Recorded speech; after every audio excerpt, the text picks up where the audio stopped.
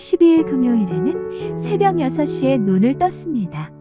그날은 내 생일이었거든요. 하지만 그렇게 일찍 일어나면 엄마 아빠가 걱정을 하시니까 꼭 참고 누워 있었습니다. 그러다가 난 더 이상 견딜 수가 없어서 6시 45분에 식당으로 갔습니다. 고양이 모르체가 반갑게 맞아주었습니다. 7시가 되자마자 엄마와 아빠한테 아침 인사를 하고 거실로 나와 선물을 풀어보았습니다. 선물 꾸러미에서 맨 처음 나온 것이 당신 일기장이었는데 정말 기뻤습니다. 탁자 위에는 장미 한 다발과 묘목 한 그루, 그리고 작약꽃도 몇 송이 있었어요. 꽃 선물은 나중에 더 받았습니다. 엄마와 아빠는 물론 여러 친구들한테 많은 선물을 받았습니다. 힐데브란트가 쓴 통자 소설유지 겸 파티용 장난감, 사탕, 초콜릿, 퍼즐 브로치, 요셉 코엔의 사내 휴일, 그리고 돈도 조금 있었습니다. 그래서 그리스 로마 신화를 살 수 있게 되었답니다. 정말 신나는 일이었어요. 애써 흥분을 가라앉히고 있을 즈음 리스가 왔어요. 우린 함께 학교에 갔습니다. 나는 생일 턱으로 아이들에게 비스킷을 나누어 주었답니다. 그리고 나서 공부를 시작했습니다. 이제 그만 쓰겠습니다. 안녕, 우린 아주 좋은 친구가 될 수 있을 거예요. 1942년 2월 15일 월요일, 일요일 오후에 생일 파티를 했습니다. 게일 린틴틴이 나오는 등대지기라는 영화를 봤는데 친구들이 무척 좋아했습니다. 정말 멋진 파티였어요. 여자아이들과 남자아이들이 많이 와서 내 생일을 축하해 주었답니다. 엄마는 내 남자 친구들만 보면 내가 나중에 누구랑 결혼하게 될까 궁금해 하신답니다. 그 주인공이 페터 베셀이라는 사실은 꿈에도 모르실 거예요. 어느 날 나는 얼굴도 붉히지 않고 눈도 깜빡이지 않은 채 엄마가 다시는 그런 생각을 못하시게 해버렸습니다. 난 오랫동안 리스구센과 산내 하우트만과 친하게 지냈어요. 그 후 유대인 중학교에 와서 요피드바를 알게 되었습니다. 우린 많은 시간을 함께 보냈고 그 애는 이제 나와 가장 친한 친구가 되었습니다. 리스는 다른 여자 아이와 더 친하답니다. 산내도 전학을 가서 새 친구들을 사귀고 있습니다. 1942년 2월 20일 토요일, 며칠 동안 일기를 쓰지 않았습니다. 왜냐하면 일기를 쓴 것에 대해 생각하고 싶었거든요. 나 같은 아이가 일기를 쓴다는 것이 괜찮은 일인가 하는 생각도 들었습니다. 일기를 써본 적이 없어서가 아니라 13살짜리 여자 아이의 고백 같은 건 그다지 재미있지 않을 것 같아서입니다. 하지만 그런 건 상관없습니다. 난 일기를 쓰고 싶어요. 내 가슴 속에 있는 걸 모두 털어놓고 싶습니다. 종이는 사람보다 참을성이 많다. 는 말이 있습니다. 언젠가 밖으로 놀러 나가야 할지 아니면 그냥 집에 있어야 할지를 결정하는 것도 귀찮아서 손으로 턱을 괴고 멍하니 앉아있는데 그 말이 생각났습니다. 그래요, 종이가 참을성이 많다는 건 맞는 말입니다. 그리고 이 일기장은 남자아이든 여자아이든 진정한 친구가 아니면 보여주지 않을 테니까 내가 무슨 말을 써도 괜찮을 거예요. 자, 그럼 이제 내가 일기를 쓰기 시작한 진짜 이유에 대해 솔직하게 이야기하겠습니다. 그건 순전히 내게 진실한 친구가 없기 때문입니다. 조금 더 정확하게 이야기할게요. 13살밖에 안 된 여자아이가 이 세상에 혼자 있는 것처럼 외로움을 느낀다면 누구도 믿지 않을 거예요. 또 진짜 혼자 사는 것도 아니니까요. 내게는 사랑하는 부모님과 16살 먹은 언니가 있습니다. 친구라고 부를 수 있는 아이도 30명쯤은 되고 남자 친구도 많습니다. 그 아이들은 어떻게든 내 시선을 끌어보려고 야단인데 교실 거울로 나를 훔쳐보기도 한답니다. 친척들도 많고 아저씨랑 아주머니도 친절합니다. 또 좋은 집도 있어요. 그래요? 내게는 정말 무엇 하나 부족한 것이 없답니다. 하지만 친구들과는 그저 웃고 떠들기만 합니다. 언제나 쓸데없는 이야기만 한다니까요. 그래서 더 이상은 가까워질 것 같지 않아서 문제랍니다. 아마 난 다른 사람을 믿는 마음이 부족한 것 같아요. 그건 나로서도 어쩔 수 없는 일이지만요. 그래서 일기를 쓰기로 했습니다. 난 다른 사람들처럼 단순히 사건만을 늘어놓지는 않을 거예요. 내가 원하는 것은 잉여일기를 친구로 삼는 것이니까 당신을 키티라고 부르겠습니다. 하지만 갑자기 당신한테 편지를 쓰면 내가 무슨 말을 하는지 이해하기 힘들 테니까 내키지는 않지만 나에 대해 간단히 이야기하겠습니다. 아빠는 36살 때 엄마와 결혼을 했는데 그때 엄마는 25살이었습니다. 언니 마르코트는 1926년 독일 프랑크푸르트 am 마인이란 곳에서 태어났고 나는 1929년 6월 12일 세상에 나왔습니다. 우리는 유대인이어서 1933년에 독일에서 네덜란드로 이사 왔습니다. 아빠는 트라피스 상점의 지배인이 되셨습니다. 트라피스 상점은 같은 건물에 있는 콜린 상회와 관계가 밀접한데 아빠는 이쪽의 간부로도 일하고 계세요. 하지만 독일에 남은 친척들은 히틀러의 유대인 탄압 정책 때문에 불안한 생활을 하고 있었습니다. 유대인 대학살이 있고 난 뒤에 삼촌들은 미국으로 탈출했습니다.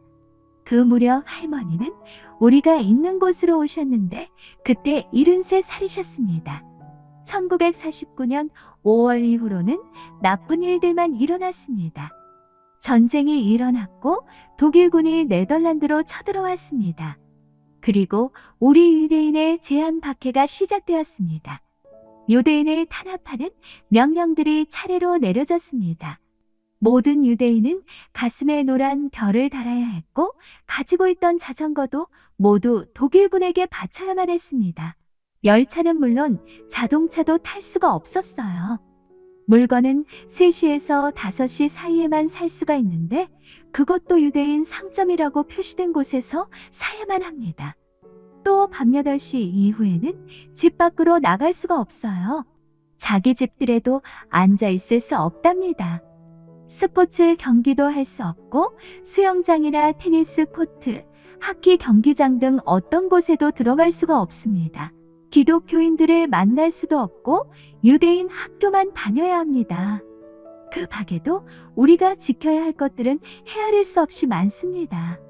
할머니는 1942년 1월에 돌아가셨습니다. 내가 할머니를 얼마나 많이 사랑했으며 지금도 얼마나 많이 사랑하는지 아무도 모를 거예요. 나는 1934년에 몬테소리 유치원에 들어갔어요. 초등학교도 그곳에서 다녔습니다. 6학년 비반이었을 때 K 선생님과 헤어졌어요. 정말 슬펐습니다. 그리고 1941년 언니와 유대인 중학교로 전학을 갔습니다. 언니는 4학년이 되었고 나는 1학년이 되었습니다. 아직까지 우리 네 식구는 무사합니다. 이제부턴 지금의 일을 이야기해 줄게요. 1942년 6월 21일 일요일, 키티. 우리 반 아이들은 모두 겁을 먹고 있어요. 이제 곧 선생님들이 학생들의 진급을 결정하는 회의를 하거든요. 누가 진급하고 누가 낙제할 것인가 벌써부터 별별 소문이 다 떠돌고 있어요. 미포와 나는 우리 뒤에 앉은 빔과 자크 때문에 너무 우스워서 견딜 수가 없습니다. 너는 진급할 거야? 아냐? 안 될 거야? 할 거라니깐. 그 아이들은 아침부터 계속 내기를 하느라고 아마 휴일에 쓸 용돈을 몽땅 써버렸을 거예요. 미프가 조용히 해달라고 부탁을 해도 내가 화를 내도 소용이 없었습니다. 내 생각에 우리 반의 4분의 1 정도는 낙제할 것 같습니다. 몇 명은 정말 바보들이거든요.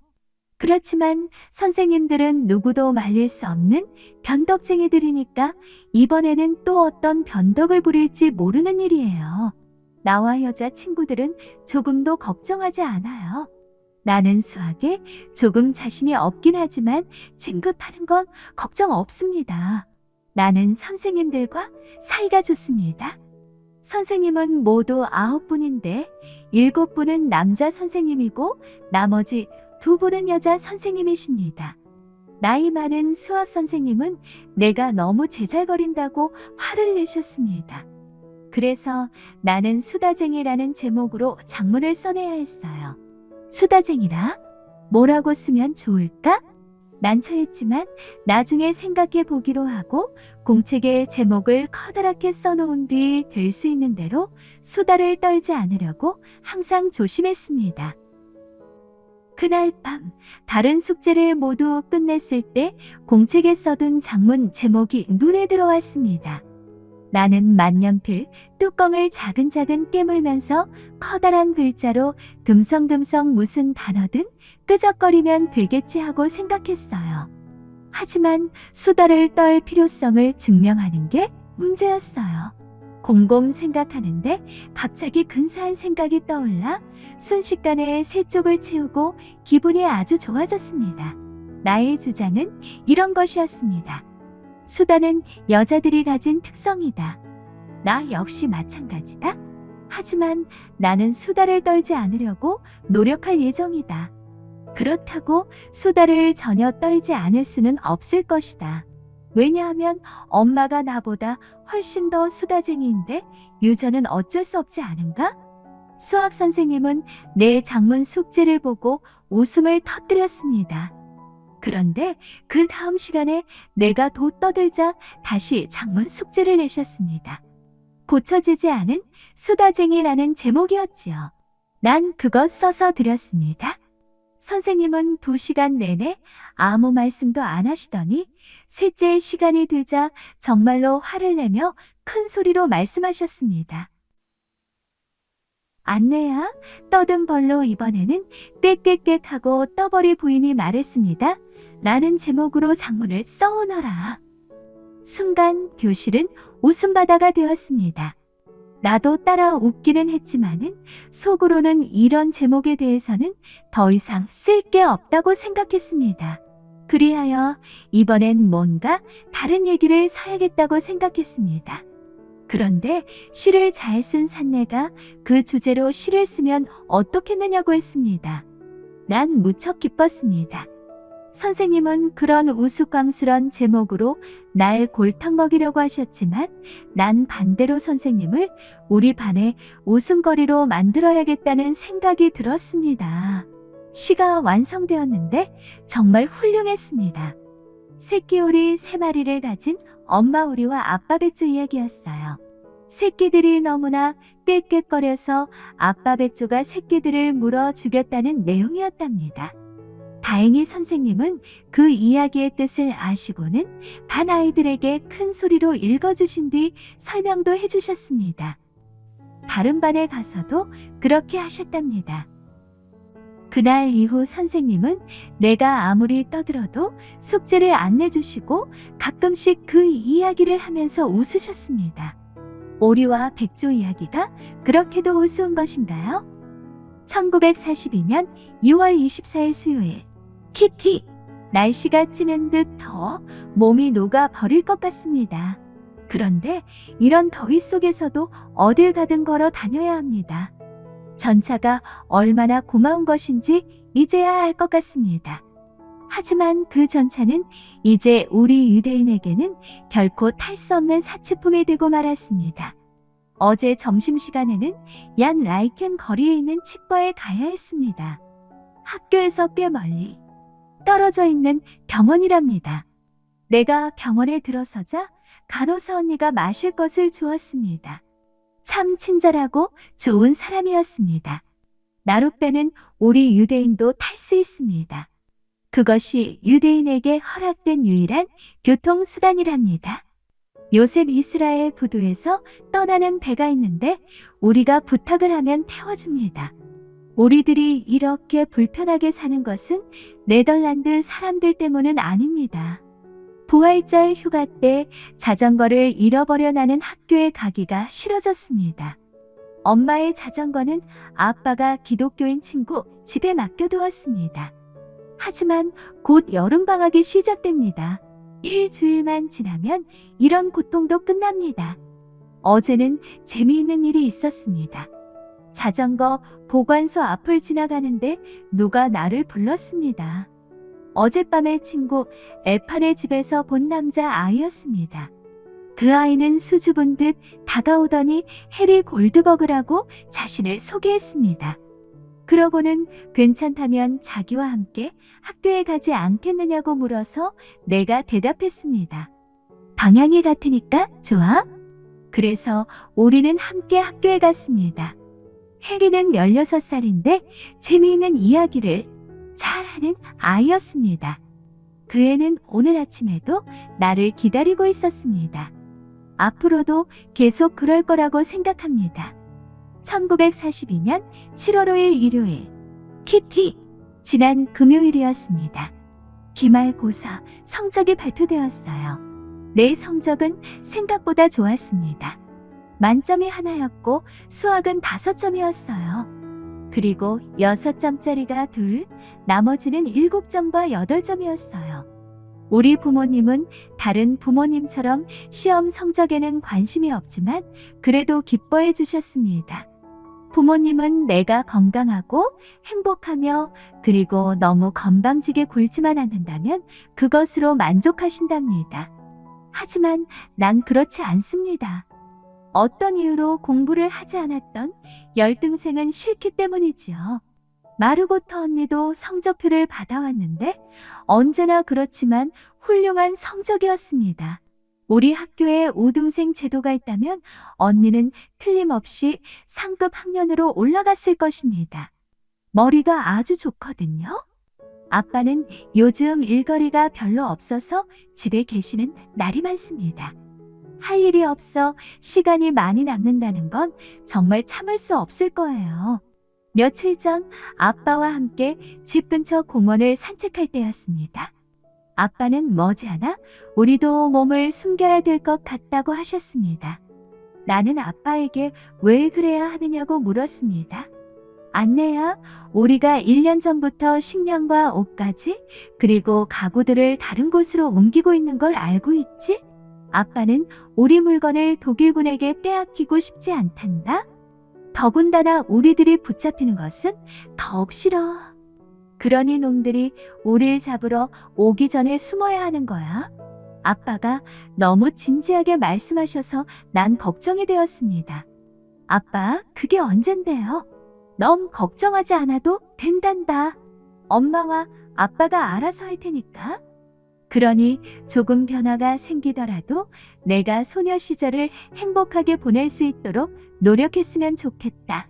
이야기는 그것으로 끝났습니다. 아, 그렇게 슬픈 일은 아주 먼 훗날에나 일어났으면 좋겠습니다. 1942년 7월 8일 수요일. 키티. 일요일부터 오늘까지 몇 년이나 지난 것처럼 생각됩니다. 너무 큰 일들이 일어나서 마치 온 세상이 거꾸로 뒤집힌 것 같습니다. 하지만 나는 아직 살아있습니다. 키티의 아빠는 그것이 가장 중요하다고 말씀하셨습니다. 맞아요. 난 아직까지 살아있습니다. 그러나 어디에서 어떻게 살고 있는지는 묻지 마세요. 말한다고 해도 잘 모르실 테니까요. 아무튼 일요일 오후에 일어난 일부터 이야기하겠습니다. 오후 3시에 누군가가 현관 벨을 눌렀습니다.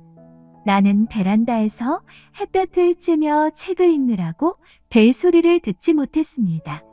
그런데 잠시 후 마르고터 언니가 흥분해서 밖으로 나왔습니다. 나치스 친위대 SS가 아빠 앞으로 소환장을 보냈어. 그 일 때문에 엄마는 판단 아저씨를 만나러 가셨단다. 엄마의 말을 듣고 크게 놀랐습니다. 소환장? 그것이 무엇을 말하는지 모르는 사람은 없을 거예요. 나는 강제 수용소와 무시무시한 감방을 떠올렸습니다. 아빠를 그런 곳으로 가시게 할 수는 없습니다.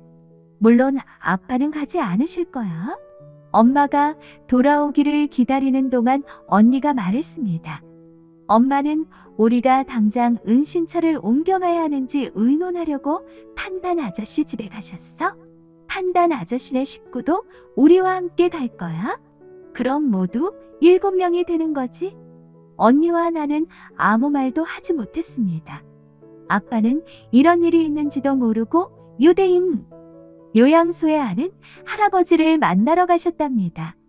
엄마를 기다리는 동안 더위와 긴장감이 뒤범벅되어 무섭고 끔찍한 침묵이 흘렀습니다. 갑자기 또다시 초인종이 울렸습니다. 고지어 집 안으로 사람이 들어오는 기척과 함께 문을 닫는 소리가 들렸습니다. 벨이 울릴 때마다 언니와 나는 살금살금 내려가서 혹시 아빠가 오셨는지 확인하곤 했습니다. 잠시 후 언니와 나는 안방에서 쫓겨났습니다. 판단 아저씨와 엄마는 따로 할 이야기가 있다고 했습니다. 언니와 나는 우리 방으로 들어갔습니다. 그런데 언니는 그 소환장이 아빠에게 온 것이 아니라 언니한테 왔다고 했습니다. 나는 너무 놀라서 울어버렸습니다. 언니는 이제 겨우 16살인데 이런 소녀를 데리고 가서 무엇을 하겠다는 것일까요? 하지만 언니는 가지 않을 겁니다. 엄마도 그렇게 말씀하셨고 아빠도 은신처 얘기를 했기 때문입니다. 어디로 가게 될까? 도시일까? 시골일까? 벽돌집일까? 오두막집일까? 언제 어떻게 그곳으로 가게 될까? 이런 것을 물어서는 안 되지만 그 생각이 머리에서 떠나지 않았습니다. 언니와 나는 중요한 것들을 가방에 넣기 시작했습니다. 은신처로 간다는데 그런 물건들을 넣었다면 당신은 웃겠지요. 그렇지만 난 후회하지 않습니다. 나에게는 옷보다 추억이 더 소중하니까요. 오후 5시에 아빠가 돌아오셨습니다. 우리는 호퍼아이스 씨에게 전화를 걸어 오늘 밤에 와 주실 수 있는지 물어보았습니다. 판단 아저씨는 미프 아주머니를 데리고 오셨습니다. 미프 아주머니는 1933년부터 아빠와 함께 일을 했기 때문에 우리와도 아주 친한 사이가 되었답니다. 아주머니의 남편 행크와도 허물없이 지내는 사이입니다. 미프 아주머니는 집으로 오자 바로 구두와 드레스, 코트 내에 양말 등을 가방에 넣고는 밤에 다시 오겠다며 나갔습니다. 아주머니가 나가자 집안이 조용해졌습니다.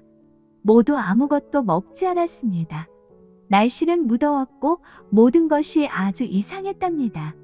우리는 2층의 넓은 방을 이혼하고 혼자 사는 하우트 스미트라는 사람한테 빌려주었습니다.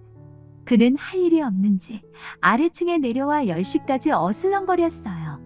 11시쯤에 미프 아주머니와 행크 아저씨가 와서는 구두와 양말, 책, 속옷 등을 가방과 주머니에 담고는 또다시 가버렸습니다. 나는 내 방, 침대에서 자는 것이 마지막이란 걸 알면서도 너무 피곤해서 다음날 아침 5시 반에 엄마가 깨울 때까지 곤하게 잠들어 버렸습니다. 비가 왔기 때문에 일요일처럼 덥지는 않은 날씨였습니다. 우리는 마치 북극 지방으로 떠나는 사람들처럼 옷을 잔뜩 껴입었습니다. 그렇게 해서라도 옷을 많이 가져가야 했습니다. 우리 같은 유대인들에겐 가방에 옷을 잔뜩 넣고 외출한다는 건 불가능한 일이었습니다. 나는 속옷 2벌, 속바지 3벌, 드레스 1벌, 그 위에 스커트와 재킷, 또 여름 코트를 입었습니다. 그리고 2켤레의 양말과 목이 긴 구두, 양털 모자, 스카프 등을 맸습니다. 출발하기 전부터 숨이 막힐 지경이었지만 누구 한 사람 말하지 않았습니다. 언니는 책가방에 교과서를 잔뜩 넣은 뒤 자전거를 타고 미프 아주머니를 따라 어디론가 가버렸습니다. 나는 언니가 어디로 가는지 몰랐습니다. 그때까지는 은신처가 어디에 있는지 알려주는 사람이 없었기 때문입니다. 7시 반에 우리는 모두 집을 떠났습니다. 나와 작별 인사를 나눈 것은 고양이 모르체뿐이었습니다. 모르체는 다른 집에 가도 귀여움을 받을 거예요. 하우트 스미트 씨에게 모르체를 돌봐달라고 부탁해 두었습니다. 부엌에는 고양이가 먹을 고기가 놓여 있었고 식탁에는 아침 식사를 한 그릇들이 그대로 있었습니다. 침대도 흐트러져 있어서 우리가 허둥지둥 떠났다는 인상을 주겠지만 그런 건 상관없습니다. 우리는 그저 멀리 달아나서 안전한 곳으로 가고 싶었으니까요. 내일 계속 쓰겠습니다.